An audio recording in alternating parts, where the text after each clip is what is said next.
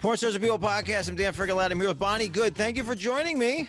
You're welcome. In the middle of lockdown, you're in, from what I understand, Colorado. I am. What's the vibe of Colorado now? Can you go places?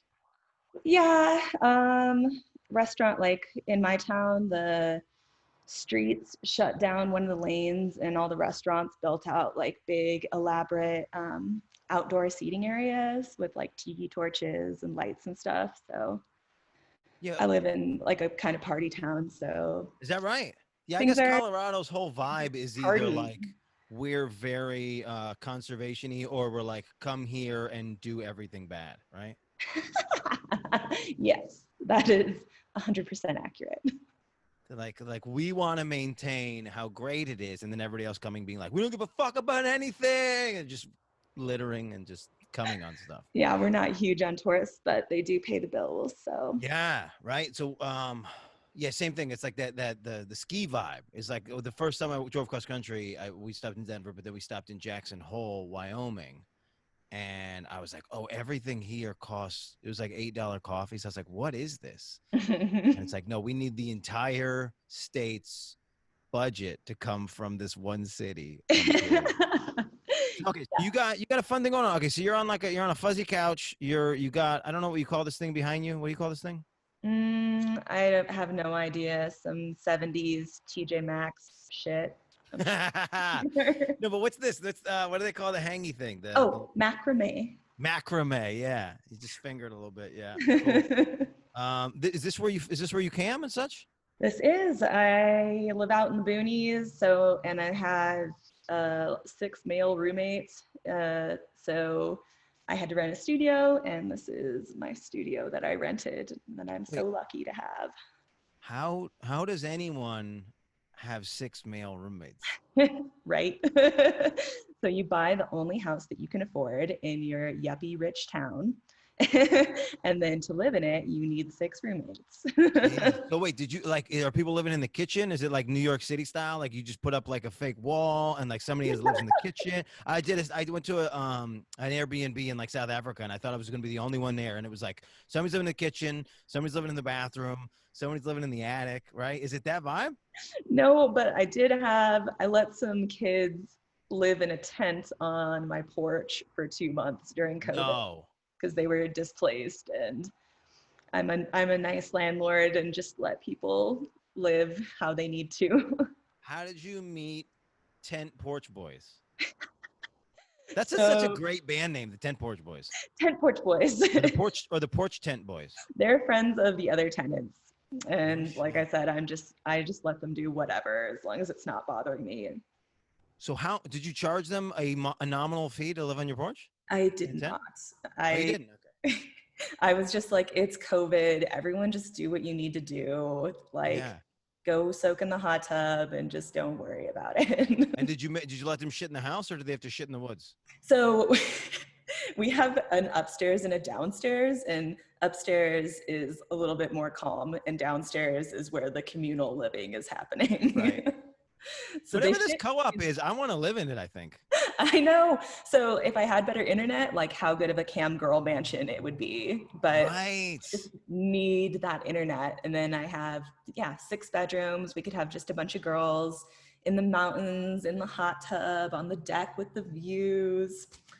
I don't know what we need to do to get you to this level, but let's get you to this level. It is frustrating. I'm like, that's like that. I was talking about this yesterday. This is the only reason I'm not living in the woods and like making my own food and like buying goats and stuff is the internet thing. I picked a profession that's so reliant on now being on the internet and being able to like create content. And I can't do that if I can't get FiOS. Someone buy us a satellite. Right.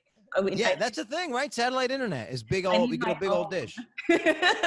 Yeah, let's get you your own dedicated IP. Yeah, the Bonni light. Well, so were you set up mostly to be a cam artist at the beginning of this? At the beginning of COVID, or yeah. Or did you beginning adapt? Of COVID, I was in a different city where I had a bomb apartment downtown. I worked all day from my lovely downtown apartment and cruised around and drank coffee and made pottery and volunteered and had this whole thing going on in my own house.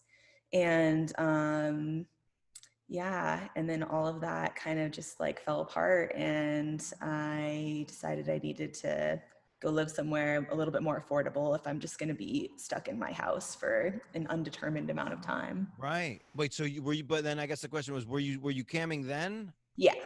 And so you're like, look, if this is all it is, I got to find something else to do and somewhere to Yeah, raise money. because Yeah. I really need like a rich outside of work life, even though I work all day long, like Yeah. from 9 in the morning till 9 at night, I still like would go for a walk or go see music or go volunteer. Like I really need that to feel complete. And when I was just stuck in my apartment working all day long, I wasn't feeling complete anymore. So Yeah, we've come up with all kinds of new terms like Zoom fatigue is a big one. It's like you're just playing the cam all day and you got no like feedback coming to you, which I don't know how that is any different than what we were doing when we were doing selfie videos. I think the only difference is like, yeah, I think because we can't hug people now, then it's like right. that whole other piece of life is removed, and now it's extra important to get this like feedback thing. Yeah, totally. I went from at the beginning of this being like, F that, I'm not doing an online conference. Like, that sounds so dumb, to Right. like, oh my God, I'll be there. I like took out a block of time. I'll be on all day. Like, I need some fucking interaction. Yeah. Yeah, this week they did the whole DNC online, and it was like it's just so interesting to see like how entertainers like us, cam people, comedians, things like that, like we have it all ready and figured out, and then you're looking at the Tonight Show and like Jimmy Fallon like doesn't know how to use his cell phone, and we're like, that's a multi-million-dollar program and it looks like crapola. Meanwhile, we're over here like we all built studios in our So houses true. for So like true. $1,000, like legitimately people like took their stimulus checks and could like make a studio out of that, and become ready to rock. You got more equipment than most people do. You have more equipment than Jimmy Fallon. Like that's well, how did we get to this place? I've noticed that. I saw some people like trying, or like the more mainstream people, even like Tiger King, whatever, they did that like post show, like where Yeah. they're all just like on their phones. And it's like, I mean, you could set this up a little better. Right. Yeah, every time I try to do a Zoom show with comedians and like they turn it on and they're just like one comedian tried to lay in his bed with like the lights off, and I was like, dude, get the fuck out of your bed, put a shirt on. This is a real show. Get your life together. Wait, so if you watched the Tiger King after show, which I didn't make it that far, then Ooh. what did you think of the entire program? What's your vibe on this thing? Hmm. Well, I'm a massive stoner. So like it was quality entertainment for my Okay, all right, level. fair enough. Okay, I didn't feel it from that perspective. So I tried to rewatch it so I could make a podcast about it, and I found out like by the time I got to like episode 3, I was like, you can't watch this a couple times. It's not good enough to No, watch more than once. no. But just like, I mean, I think like the whole period where you're like, wait, is this real? Like the point where it goes from like, yeah, I'm pretty sure this is real, pretty sure this is real, to like, what the fuck? Right. This can't be real. Well, and it felt like a failed. It felt like if somebody turned that in at like film school as an editing project, that they would be like, this. None of this is linear. We don't know what you did. What story are you trying to tell? Yeah, And then, but for some I reason, they wasn't obsessed with it, but I watched it through, and it was also right at the perfect time of COVID where just like everyone was right. definitely gonna watch it. Right. We had caught up on everything that we knew existed. For Yeah. some reason, HBO and all these other companies are like, we're not getting new movies up, and they're like, "What's this Tiger King thing? Let's do this." It is brutal, though. But okay. But so I'm going to assume, because you're a yogi, right? Yeah. You were talking about making pottery. You're talking about being a stoner. These are all linear things to the idea that maybe you would be very pro animal. I also am. My last job, I was a foster coordinator for a humane society. Oh wow! Now, what did they have? Do they have anything weird? Nope. A lot of Dogs and times, cats. they'll just like they'll be the dog shelter, but then all of a sudden they'll like have a turtle because they don't because there's no other Crocodile. place to send it. Did you have a No, crocodile? pretty boring, pretty normal. Sometimes you So did get you, a stray pig, a stray alpaca. We take care of those pretty quickly. No, so you did. You had to place an alpaca? Yeah. They just like, they'll be wandering around. Usually their owners are like, ah, shit, where'd that alpaca Yeah. go? Do they microchip an alpaca? Usually not, but that's a good idea. They usually tag them. Yeah. So you're in Colorado now. What state were you in before? I was in just northern Colorado. Oh, I was living okay. in Fort Collins, which was a really fun city for me. But So what do people get an alpaca for in Colorado? for hiking, just as like pets. No. Is that real? Oh yeah, You just the bring your alpacas are alpaca awesome. You can and then throw all your gear on them, and then you just like hike up a mountain with your camelback and water, and you make them carry like a bottle of wine and picnic supplies and a this blanket. is real. Oh yeah. You just make your alpaca a Sherpa. Where are you from? I'm from upstate New York. This is wild to me. I live in New York City. If I saw an alpaca, I would fucking climb up a building. Like, and I love animals. I love hiking, but that's insane. In LA, I saw someone walking their goat around. Like, That's crazy. And that's the thing is, I remember when I was having a conversation with my grandfather when I was like first trying to figure out having a cow, having a chicken, right? Like that's the next step of living off grid for me is having those things and feeding them properly and then eventually eating them. But you can't just bring a cow onto your property. You have to have like a certain amount of land. You have to get like approval. I think chickens is very much smaller, but like, are these people having alpacas live in their backyard, in their house? Like, what's the? No, usually out in property. Chickens in, you can have in your backyard though, anywhere. Yeah, I guess every state's a little bit different because, like, ultimately, like counties don't want people to just be able to raise like they don't want their houses, every house to become a farm. Or like roosters, I think, are the main issue. Right. But yeah, there's all sorts of different rules here in Colorado. You can't have a pet skunk, which makes me really sad. I love that they had to make that law. They're such dicks, man. I just would love a pet skunk. Just because they're assholes? No, they're really sweet. Oh, you're saying Colorado's a bunch of dicks. Oh, yeah. Because they won't let you have skunks. I took care of a baby skunk for a while, and it was the cutest motherfucking thing ever. No shit. Well, and they told me everything's cute as a baby, right? Yeah, babies are really cute in general. And I guess if you don't if they don't learn how to spray, then they likely won't spray. Is that a thing? It's all the tweets this week are about normalizing like weird behavior. So like normalize not spraying skunks. Yeah. It's each skunk is unique. Yeah. It's like its own so I guess that is funny. If it's a learned behavior. That is fun. Skunk. Wow. Wait, so then what else? Okay, wait. So you said alpaca. What was the other one that got loose? People lose their goats and what else? So what happened to that alpaca story? They just fostered it off to somebody else or somebody? No, the owners came. The owners usually come. Sometimes they don't come for goats and stuff. And then usually an employee will take it. Like it doesn't usually get to the point where they're adopting them out because we've all got land and.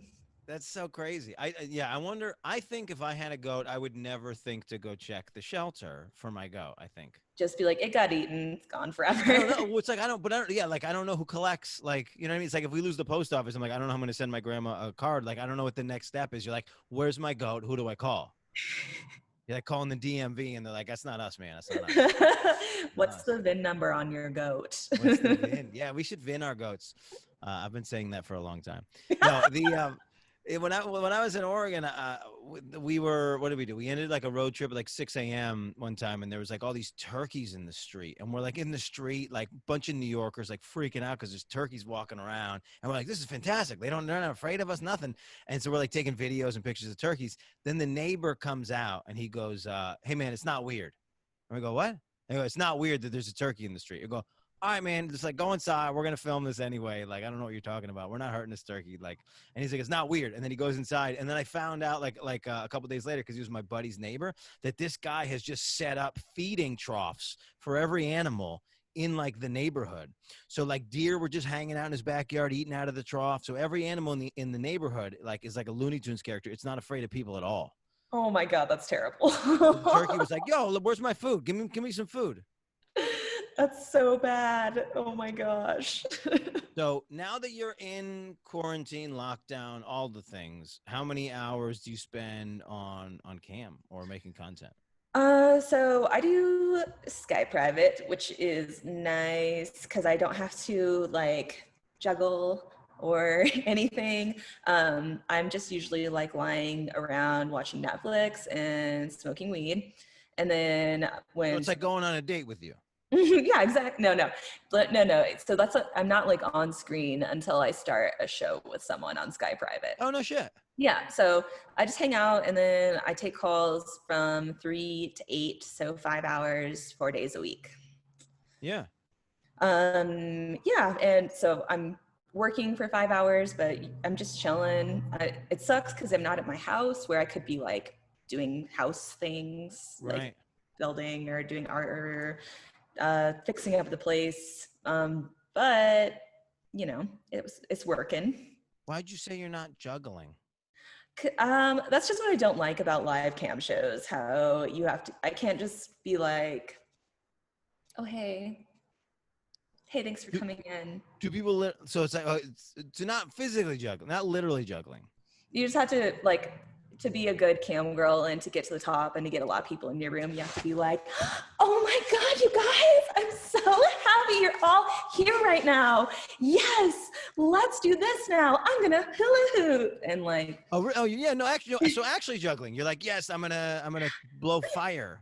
not actually juggling, but like, just, I'm not No, like a hula hooping and juggling are the same family, I think. yeah. I think anybody who can act it like is really good at hula hooping can probably juggle, I would I don't think that's accurate. I don't think that's based on science. say. All I'm saying is everyone who juggles is a really good hula hooper. That's all I'm saying. Okay. All I'm saying is if you juggle, you probably also ride a unicycle and you take a pogo stick to work. That's all I'm saying. This Okay? sounds like fake news. So many facts behind this. Get on Facebook and argue about it. You're right. Let's ask that. Are you avoiding any social medias now? Like a bunch of them are not like obviously like porn friendly, but like Well, I don't have a Facebook. I find it distracting yeah, and sure. not really. I just keep my Twitter super focused on my adult work. And I block everyone that talks about politics unless No they're shit. saying something that is keeping it like lighthearted Yeah. and real. I like that. No, because there was a period of time when this podcast started, it was like I'd be like anything you don't want to talk about. And it's like no, we're not talking about anything politics at all. And that changed like almost immediately. I'd say about a year ago, everybody really started honing in and being like, I don't even care if I lose followers. And then especially during the lockdown, they're like, I don't care if I lose followers. I'm going to say what I feel. And that was so outside of like this industry for a long time. It was like we're not going to talk about it. We don't want to lose a group of people just based on our opinions. And it's gotten so hectic that people are not even avoiding it anymore, which is I know. which is wild. Yeah. And it is what it is.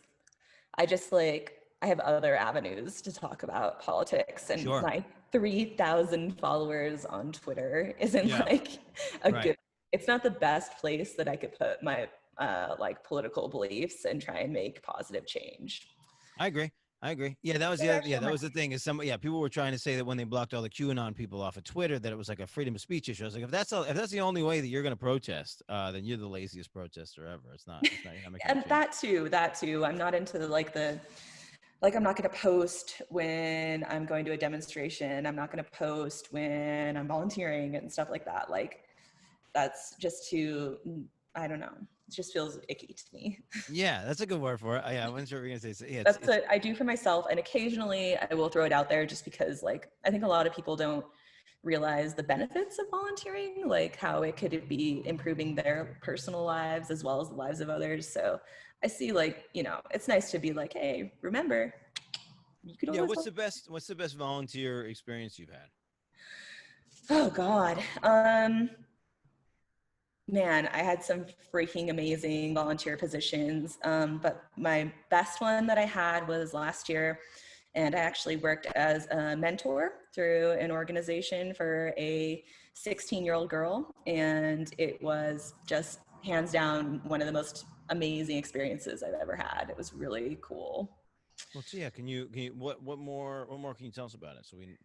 So the girl that I got paired with had been waiting for the right mentor for a whole year.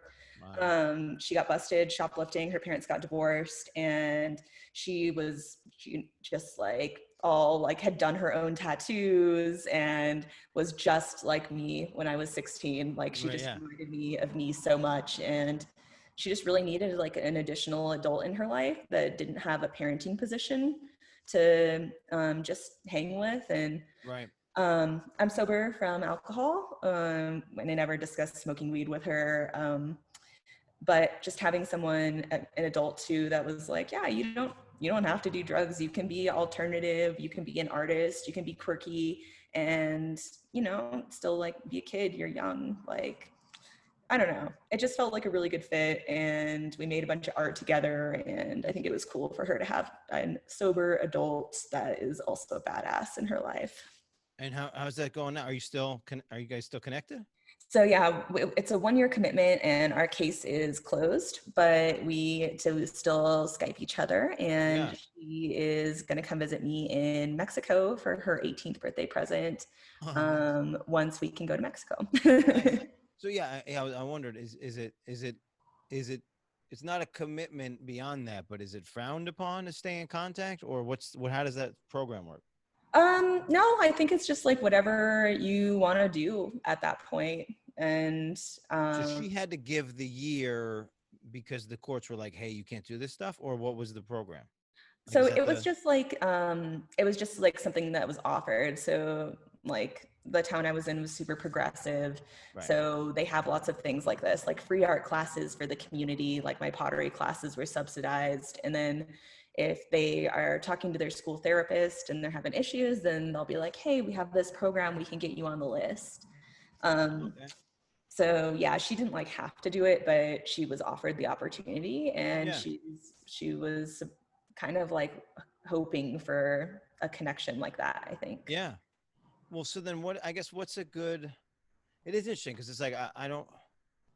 I'm trying to think of like when I was a kid and having like an adult friend that didn't have an Right? expectation of me. Right? So I had my adult friends when I was 16 were fucking drug dealers and Right. sketchy bad people. Right. Right.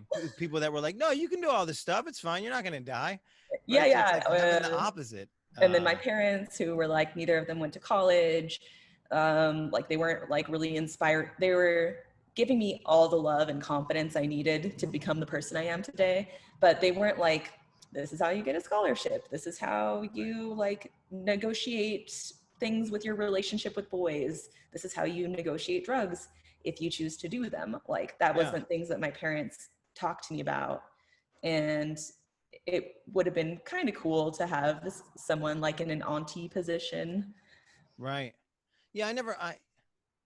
Yeah, I guess I never really had that cool aunt either. Everybody that was an adult in my life had the like, we have a responsibility over you to give you the right experiences and like have an expectation that you're not that you don't become a shitty kid. But to have somebody who doesn't have to expect anything out of you and just talk directly, that's a different interesting one. It is really interesting. It's weird to like a certain extent, like, because like most 33-year-old women and don't have the 18-year-old friends, but at the same time, it's just kind of like a bummer that we don't have that in our community, because Yeah. especially like woman to woman and man to man, having that multi-generational influence in your life and relationships are super, I don't know, valuable, I would say. And I think as a society, we try and like make it weird when somebody Exactly. is friends with somebody of a different age, and even if, especially if it's like an opposite sex situation, they want to make it weird that like you're friends with somebody so far. It's like, that's not your family. Why are you hanging out with this person? Like, are you sleeping with this person? You're like, Right. no, we are friends. That's a Right. possibility. Um, It's super weird. And I've always been like non-conventional, and I've never really worried much about age. As I get older, it gets weirder. But yeah. What do you mean?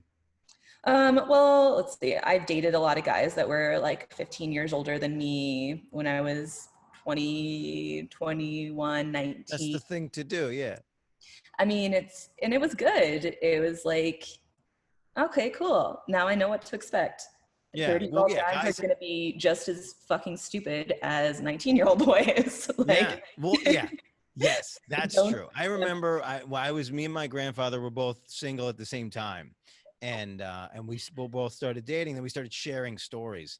And I would have stories from 25-year-old girls that he had about 75-year-old women. And I was like, oh, it's not gonna change. So No, no. And I never had that expectation, and I've never been let down. yeah. That is interesting. That is interesting. Yeah, yeah. The age thing. It's mostly shenanigans. We try to use it as this is actually this happens a lot when you talk to somebody and you're having like a dating problem and they go, hold on, I'll solve your problem right now. How old is she? And it's like, fuck you. That's got nothing to do with it. That's not It's, why. That's not why she's like is selfish in this way. You know what I mean? Like she's gonna be a selfish 80-year-old woman too, unless something exactly. crazy changes. Age is just a number. I think I have a different age on every platform I'm on.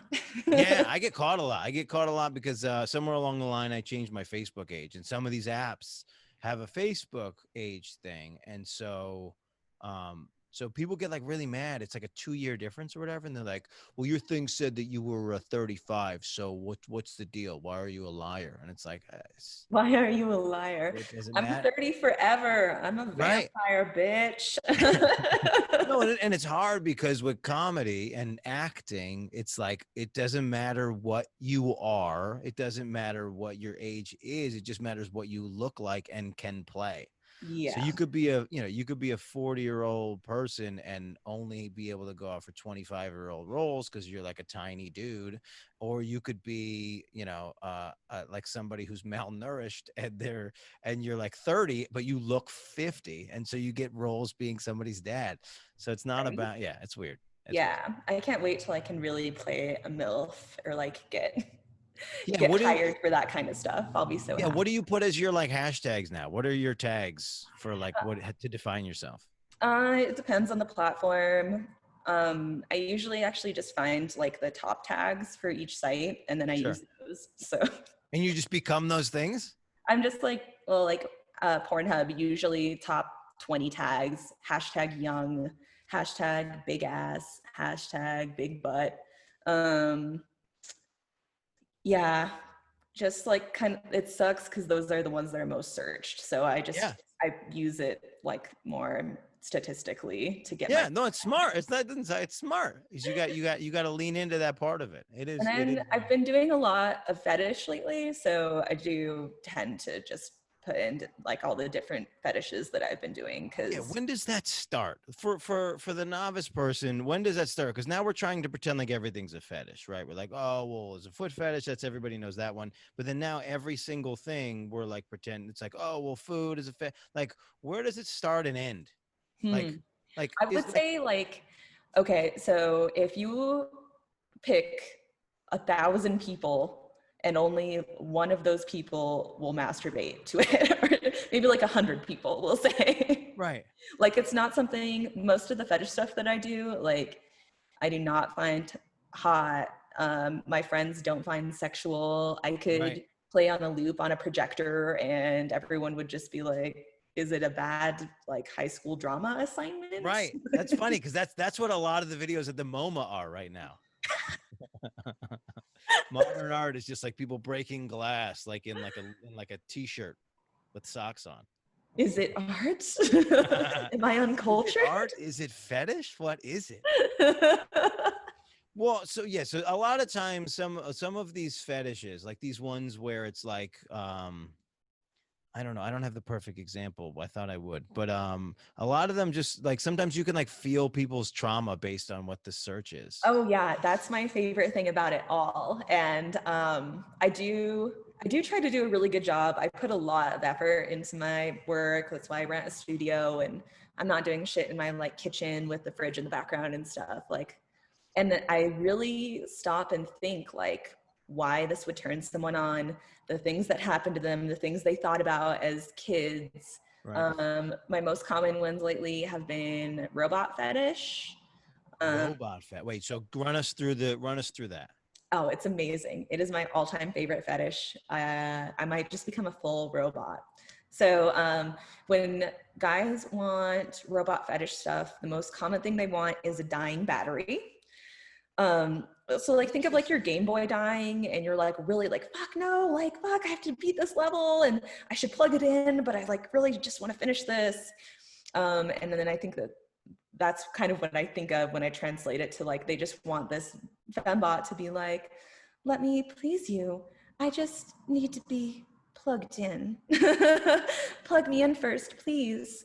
And like, So it creates like like a deadline. like tension. Mm-hmm. Yeah. It's like I might not be able to finish. Yeah. Is that that's the vibe? And so you are a robot. Mm-hmm.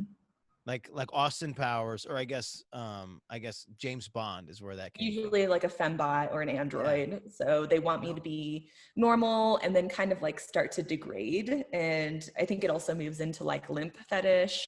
Yeah, or like, that's the other thing. Yeah, is it like because you're still gonna, if you're in that thing and your sex doll dies, you're still gonna finish, right? But they don't want, usually I would say 99% of the time they don't want any nudity involved at all.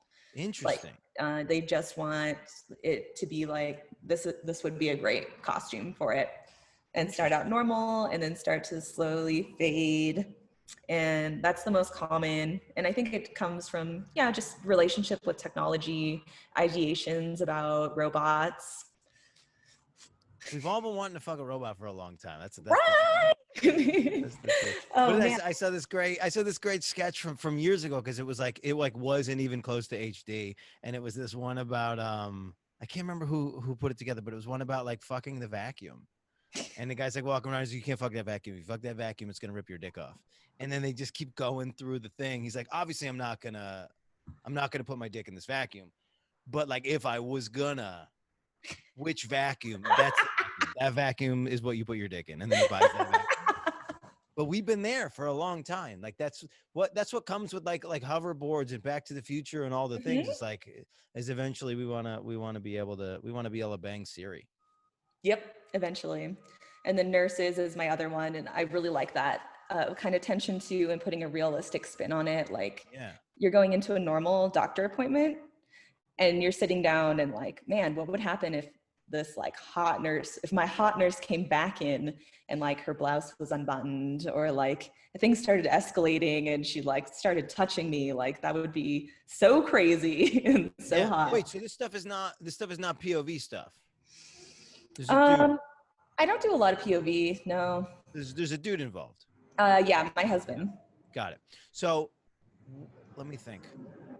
I think what's funny and weird about those ones is always like I've been in that situation where like I'm questioning whether or not I'm being hit on, but because because porn will tell you that you can get a hit on at any time, but in real life it always feels inappropriate to get a hit on when you're in another situation. Right.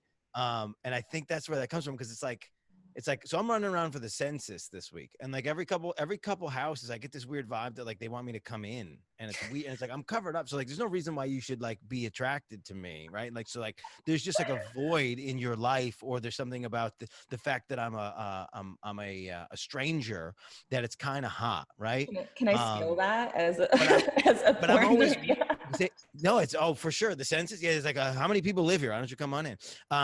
But for sure, like there's this, and I always feel weird about like that experience, because it's like you can't hit on me right now. I'm trying to fill out this survey, and my life has always been like that. Like, no, I will not go out with you. Now is not the time. But then what's great is there's always dudes that will hit on girls, and in every situation, because they have the opposite mindset where they go, yeah, we're in line at ice cream, but I can hit on anybody now at any time. That's weird to me. Yeah, Dan Savage calls that dickful thinking. So interesting. The nurse with her accidental boobie falling out. Those are the two main ones, or those are your two favorites, you said? Those are my two favorites. Yeah, I can't think of any of the like toy guns was one where we like shoot each other and then you die dramatically, and then you're like, they can touch you however they want for a few seconds before you're like, gotcha. I was just playing dead and then chasing each other down. I do a lot of custom clips and they're all very unique and a lot of them have been really eye-opening. And then like those ones, when they started out, I was like, I'm not even going to post this on mini vids because like who else is going to get off on this weird, it seems like very specific, right? It seems very specific. No, those sold the best. But I know it's not, and it's not that it's that. It's like there's a little bit of like, it's the same thing. It's the Tiger King thing. It's like, I'm not doing anything else. Somebody thought this was good, so it must be good. Like she made it, it must be good. There's a little bit of that in life right now. Right? Yeah. Just try something new. And I have a really big variety. So I think people do get exposed. Like they might go to my Pornhub for my nude yoga and then be like going through my paid videos and be like, huh, weird. Like that's a kind of hot robot outfit. Not that I'm into robots, but like it says cream pie. So maybe I'll just watch it. Yeah, I agree with those things. Yeah, well, because for dudes, it's like there's like no circumstance where we're not like that's fine. We can add sex to that. That's fine. Like we're on a mountain with an alpaca who's got a bottle of wine, but like cover the alpaca's eyes and try to get laid. Yeah. Or using a Tory, like dudes will use anything. Like when I went to South Africa for comedy, and then I found out a bunch of these guys when they go to the U.S. There's such a confusion with girls in the U.S. about like what Africa is that like they would just convince girls that they had like a pet lion because that would get them laid. Like almost anything out of the ordinary is enough to like make somebody have sex with you at this point in life. And maybe always. Yeah, it's especially right now. It's Yeah. things are weird. Dating. I'm so glad I'm not dating right now. Yeah. Yeah, it's brutal. It's a brutal period of time. And it was brutal before a lockdown. But the problem now you have is like now you have to fight over the fact that like if you're trying to date, like it's like this weird Mexican standoff of like, do you have it? Have you been leaving the house? No, but leave the house for me. So I'm not, you don't know me and I'm not important, but make me important enough so that we can do this together and not get COVID, but don't go see other people. Right. So it's like, it's this weird, so it's almost like you have to like extra overcommit or Right. extra just say, fuck it. If I get it, I get it. And there's Right. sort of no middle. I think a lot of people jumped into some relationships pretty quick once COVID hit. Like, fuck it, we'll just live together. Like that happens with blizzards in New York City. When you get a blizzard in New York City, it's going to be like a 3-day thing. So you like just find somebody that you're going to blizzard with. Oh, that like sounds 4 so days. epic and hot. Right. So you can blizzard for a week and then or whatever, 4 days because blizzard with someone. Oh my god. Wait, so do you make all your videos with your husband then? We work with other people as well, and we do group shows where we don't swap, and we work with other girls. So far, that's been our jam. Is it an evolving process? Like, is one of your goals to be able to swap? Do you think? No, but I am actively looking for sister wives in the industry who want to fucking live with me and make porn and eat good food. So, that's. I guess where do you have to get to in your life so that you have the right the porn house, the commune, the cam girl house that you speak of? So I think about this a lot actually, and I think it would be easier if it was just me. And because there's a relationship already involved, like that relationship has to be so bomb-proof, and not like bomb-proof says like the 50% of people that are going to get a divorce, but like truly really stable, because you don't want to suck other people into your drama. That's not what I'm here for. So we do a lot of therapy, just you and your husband. Yeah, we've been together for 12 years too. So and how long have you been camming? So like a year and a half. Okay, so you're adding this to the relationship, which then becomes a weird discussion point. It's definitely a discussion point, but we're on the same page as far as like being open, being chill. He's not a jealous guy. Yeah. So like a lot of things were the same, but just like you got to be able to live with each other harmoniously and to do that, you have to be your best person. And to be your best person, I believe you need to go to therapy and work through your shit and work through your trauma. So you're not piling that on to other people. I think that's fair. What do you find at this point are the things that you guys are bumping into after 12 years? Ooh, that's a good one. Well, so I stopped drinking 5 years ago, and my husband is in his first year of recovery. And so he's going through like a lot of growth and a lot of changes, and working through that kind of stuff personally can be like hard for the other person to be like, oh, you're like having a hard time again. I can tell by your bitchy tone. And that's something that you have to work through, and us arguing about it or me talking to you about it isn't going to be productive. So adding in space has been a big thing for us. We both got our own places, which has been the best thing I've ever fucking done. So he doesn't live in the house with all the roommates. So he does now, but I have the studio, which was like a must have. So I'm gone a big chunk of every day. But when we were in our last town and when we moved to Mexico, we're going to have our own places. Like I forgot that this was a thing. Yeah, this was a thing I was talking about on stage for a good while, which is like, of course, like our grandparents, like their marriages made it 60 years. Like my grandfather worked like 14-hour days. He only saw my grandmother like 15 minutes a day. Like, of course you can make it work in those circumstances. Yeah, and especially during COVID. So that was kind of a blessing because we got crammed together. I couldn't go volunteer. I couldn't go do all the things that I did for like 5 hours out of my day besides working. And we were like, oh man, well, like we're not like jiving well. We're snipping at each other. And it's so weird that you said it was a blessing, because it's like, it sounds like the opposite, but you're taking the growth. Yeah, because I mean, it might have been something that kind of just like got progressively worse for the next like 3 years. And instead we're just like, oh, fuck, we don't have to live in the same space. It's actually fun to not live in the same space. We date, we bring pizza to the other person's house, have a couple nights away. So when we get back together, like super epic sex and that was how I was dating for exclusively for years, was like the long distance thing, because you can put real time into it. Right. It's the time in between the precious time that fucks everything up. Because it's like a, you know, if you got to be around when I have like a stomach ache, like that's not good for the relationship. Right. Exactly. Like, all that little crap, like, you know, is not good. Yeah. Yeah. And I mean, I just think you don't, being in close proximity with a partner doesn't mean that you love them more or that you're a better partner or that you're stronger.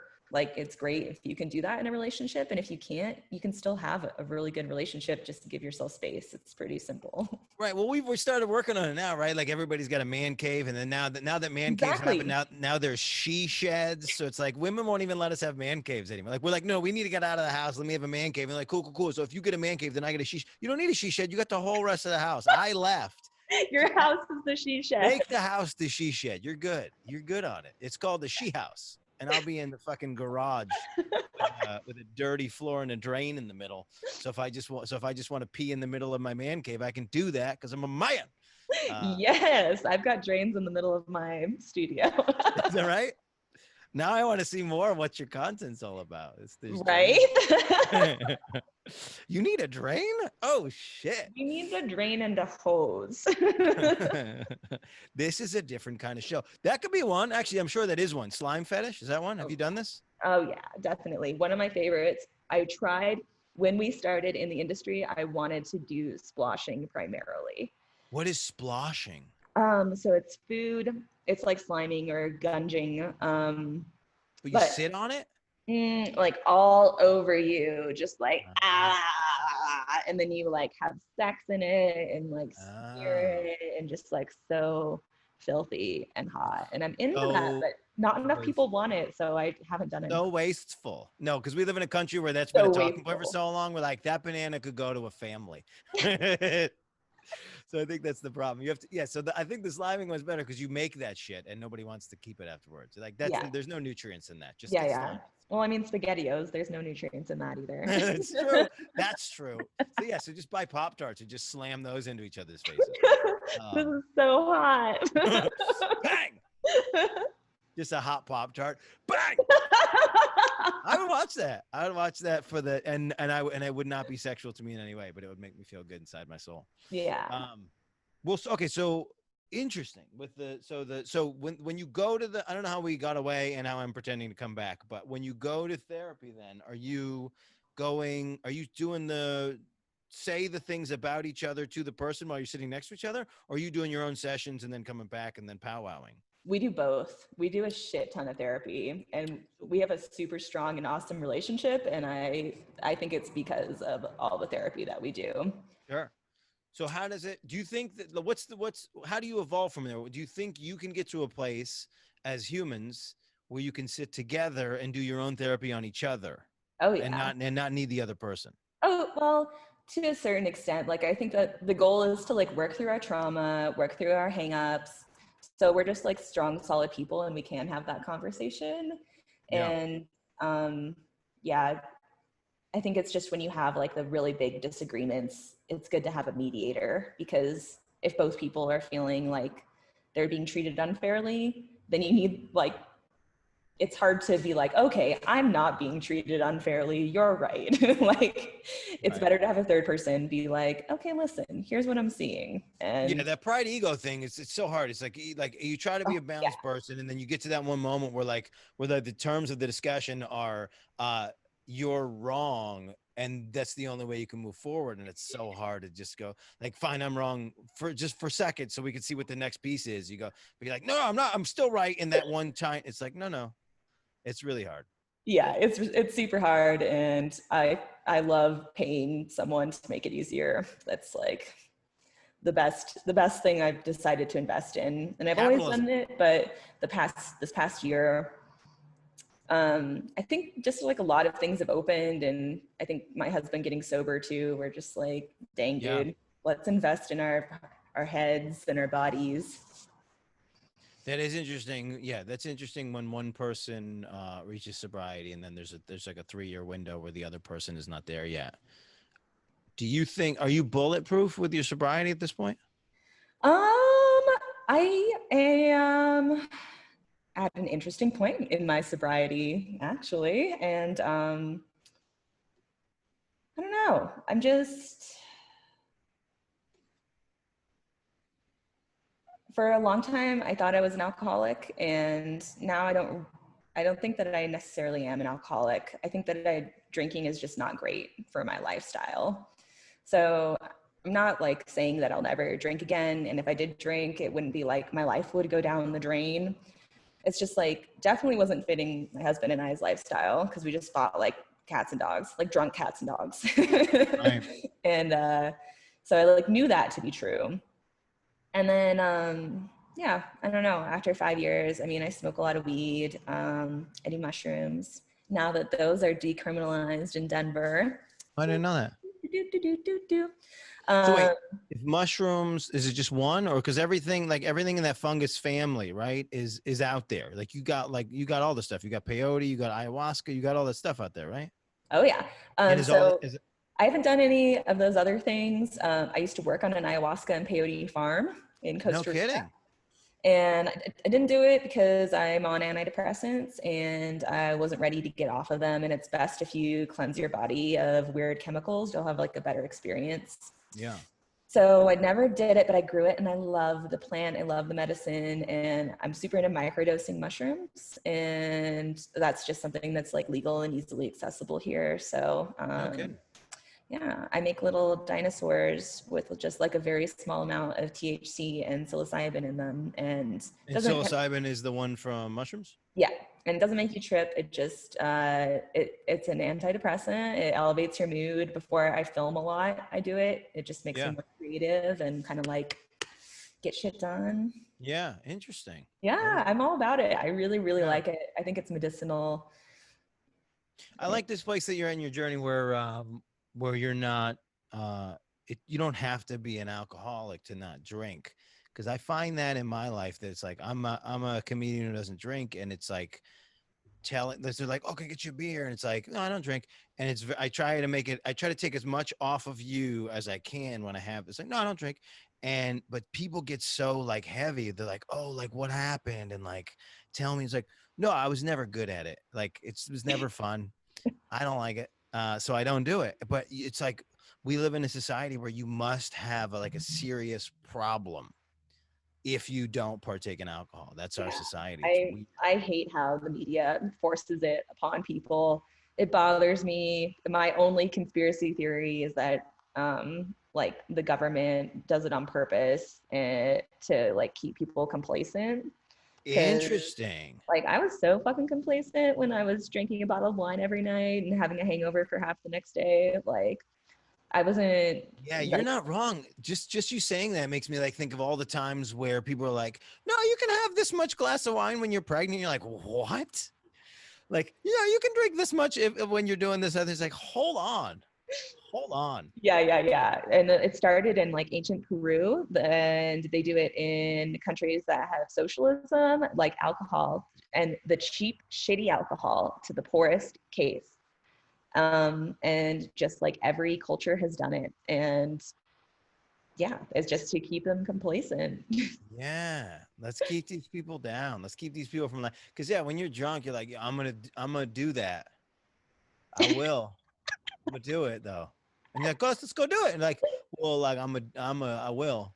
We're totally gonna go to Zumba in the morning. I promise.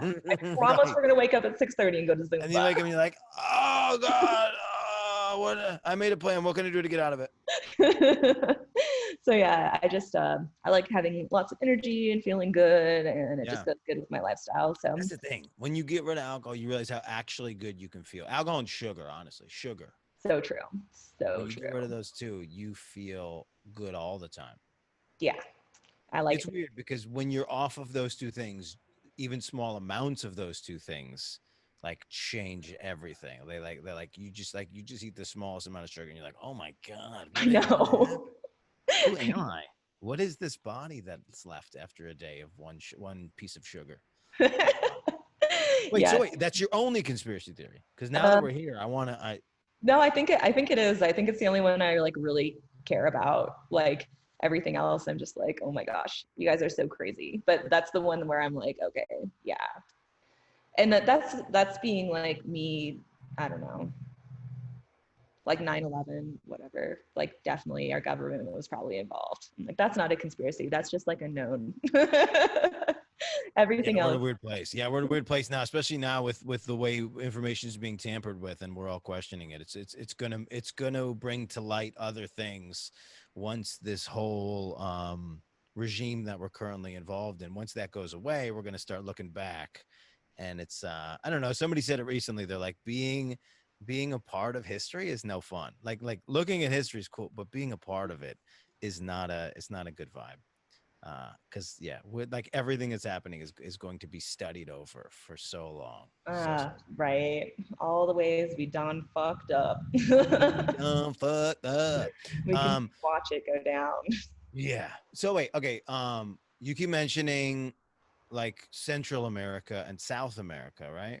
You spent a Hmm. lot of time there in your life. I do. I went to college there. No shit. We went there for an extended honeymoon, and then my husband worked there for a year, and that's actually where I started camming. It was in very, very rural Costa Rica in a town of like 10 people with a 40 Wow. minute bus ride to get to town, and I was just like lonely. So I started doing chatterbait, and that was like 5 or 6 years ago now. And I'd stopped doing it when I left that place, but then I started again. Did you find that you were missing that experience?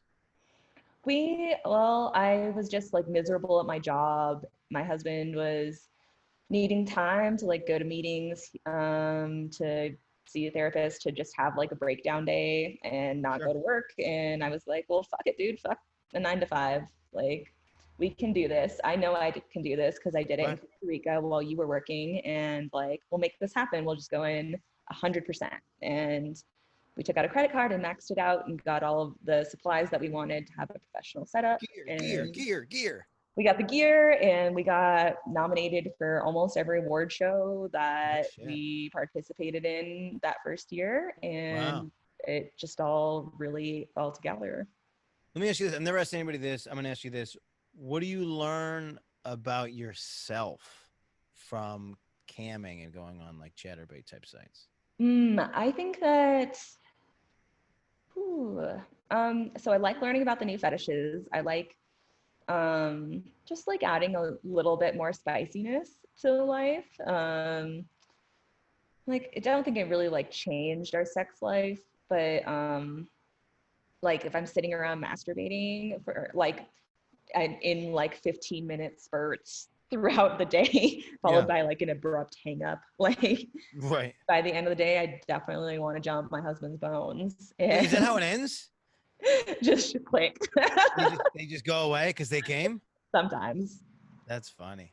I try to have like a more like girlfriend experience relationship with them and just Yeah. be like, I hope you have a really good day. Make sure you drink lots of water, get some sunshine, Because you just squirted a bunch of water out of your body. rehydrate. That's funny. Well, but I think you're answering from a sexuality standpoint, which I appreciate. But do you think you've learned anything about you as a person by doing these things? Hmm. I don't know. Good question. I think just continuing to grow my skill sets has been good. Learning that I'm good at social media marketing and that I'm pretty good with my time management. I can run my own business. Just how much business is out there, like where the money's at for me.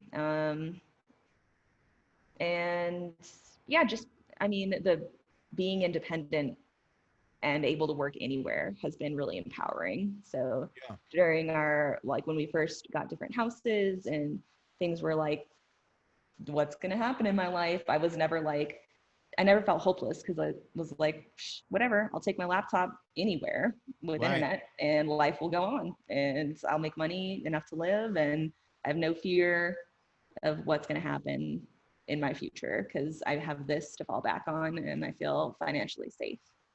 I think a lot of people in the world maybe don't feel interesting and they use various forms of social media and dating and sex to become interesting. So when you have a relationship and it's two people that are busy, it's important to have some other outlet that is not threatening to your relationship to feel interesting. And then also, obviously, of course, you want your partner to think that you're interesting too. But sometimes, for some reason, it's not enough, For your right? Sometimes partner, there's for like you for personally. you. Sometimes there's nothing another person can do if you can't find it on your own. Oh yeah, totally. So that's interesting. Um, yeah, I remember the dawn of Chatterbait. I remember when my intro, because I remember when I hated that version of like pornography for a while, and then I had a relationship. Like I was saying, I was doing long distance relationships, and a component of my sex life was becoming like sending Snapchat videos back and forth. And then once that relationship ended, it was like all of a sudden it was like, oh, like now I get where this lane is, because I want to see somebody like masturbating to camera as if it's going directly to me. Right? Yeah, It's totally. weird. That's what It's what the research from a lot of the places, the platforms that I work for say that that's what you're going for is you're wanting to make the guys literally fall in love with you and that's what they want as well. Like they want like a love connection, like a personal connection. Yeah, well, you're replicating the this nude is for me specifically experience. Yeah. I don't want, like, girls especially get mad if you send a nude that looks like you took it from the past. Like they want, like if you're sending nudes back and forth with women. I mean, I've never sent nudes to dudes, so that's the only reason I'm speaking on this behalf. I'm not being like a caveman about it. Like they want to know that that's theirs. This is your picture. Right. Yeah, totally. And guys, we don't care as much. Like as long as you send me a nude, I'm just happy that I got a nude, right? Like I'm not gonna be like the beggars can't be choosers, right? Is this an But yeah, old pic? I mean, for me, you can really tell. So I have to be right. honest because my hair changes every week. Right. Like I send a picture. I have no beard, and they're like, hang on. Hey. How many When girls is have you this? sent that to? Whose house is this at? Yeah. But yeah, interesting. Well, interesting. All the things. Yeah, I love that. I love that you have this coming up. What do you how? When do you know that it's going to be safe to go to Mexico? I think is my next question. So the border closure keeps extending. So that's like the first thing is that And if the Mexican government doesn't want people traveling by car through, then I'm not going to try to sneak through, even though it's possible. I'm going to wait until they want me there. what's a lot of pressure to, I'm sure, Mexico's president to acquiesce to our powerful demands and military. So I think yeah. But are you and your husband both U.S. citizens? Yes. Okay. And then I guess your other fear has to be then if you go, can you come back? Right? I guess my true fear No. is that I'm going to be stuck here November 4th, just having a panic attack in a fetal position on the concrete near the drain in my studio. Very, very well dodged and said. All right. Let's we're an hour in. I feel like this is a good period of time. I like talking to you. I'd love to have you back on a future episode, but let's wrap this one up. I'm here with Bonni Goods, the Porn Star People podcast. We drop a new episode every Monday. This one will be 2 weeks from now. I want to invite you to come. Would you like to come on to one of my Zoom shows? We do Zoom comedy shows every Friday in 4 different time zones. I'd love to have you on that. That'd be fun for you to participate on. Yeah, definitely. So I'll invite you to that separately. What else do I want to say to you? How do we find you? How do we follow you? How do we pay for your porn? Woo! All right, you can search me on basically any platform. Bonni, the letter B, good. Sometimes it's Bonni _ letter B, good. I'm on Pornhub, MiniVids. You can always find me and Skype with me anytime on Skype Private. And I'm also on Twitter, Bonni _B _good, and on Instagram, Bonni Be Good. So we have you all. You're all the places, right? You're doing all the right things. If you have a preference, what's your favorite place to be interacted with, or to be asked to make content? Talk to me on Twitter if you want to chat. If you want to order a custom clip, MiniVids has a great form for that. And if you just want to watch me do yoga naked or review sex toys, that would be on Pornhub. Favorite sex toy? My favorite sex toy is the come on, Chandra. Party in My Pants by Wood Rocket and Cal Exotics. Oh, nice. Yep, because I love Wood Rocket. They're fucking hilarious and awesome. Yeah. Did you go to the cereal breakfast? Yeah, did you? No, I got all fucked up and I didn't get to go. I didn't get fucked up like I used my time incorrectly. I ate a lot of cereal, so I used my time very correctly. Yeah, I was so excited to go, and I made them make an exception for me to go as a non porny. But they said come through, and I didn't come. Next time, once we do it again, I hope they throw it again because that was the highlight of my evening. Yeah. Really? I'm so mad. I was staying with civilians, and I had some expectation of like being a good house guest. You can't just go ride a Triceratops with a bowl of cereal. Oh, you know that was you're making it so much worse. No, it was like whoever I was staying with. It was their birthday, and I didn't want to. It was like I offered some concession of birthday weekend. Way to be a good friend. Yeah. No, it was good. I had a good time. Thank you for being here. Like I said, this episode drops in 2 Mondays. I'm gonna invite you to the Zoom shows. Maybe I'll think of something. I've been trying to figure out what the new version of what we do we were doing human challenges for a while. I'm trying to think of what a good of doing that is and how to do it since we're in different places. If you have an idea of something you're really good at and that I probably can't do, well, I'll be happy to do that with you in a side-by-side. But thank you for being here. Follow her on all the things and in the description of wherever you're listening to or watching us, there is all of her links there, so click on those. If you're listening to us on SoundCloud, if you're listening to us on iTunes, we're on Google Play, we're on Anchor app, we're on all the things. You can find us everywhere. And then we got some YouTube content today from our Zoom conversation that's also in video. Thank you for being here. Yeah, thank you, Dan.